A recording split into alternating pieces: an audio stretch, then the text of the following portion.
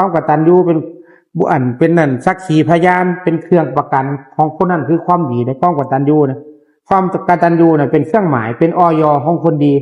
ไม่ใช่ว่ามีชื่อมีเสียงมียศถาบรรดาศักดิ์มีฐานะมั่งมีความร่ำรวยแล้วเป็นคนกตัญญูไม่ใช่สักขีพยานความกตัญญูสักขีพยานของคนดีในศาสนาพุทธเครื่องหมายของคนดีในศาสนาพุทธคือ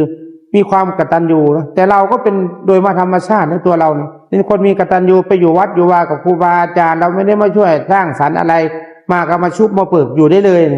เราก็อยู่ในกรอบเกณฑ์ข้อวัดปฏิบัติขององค์ท่านวางไว้เรียนรู้ได้ศึกษาจะท่านหนักใจกับเราแบบนี้เอาเราไปที่ไหนเราเป็นอย่างนั้นนะตัวพระอาจารย์จะไม่เป็นคนถือตัวไม่ใช่เป็นคนเย่อหยิ่งจองหองไปไหนก็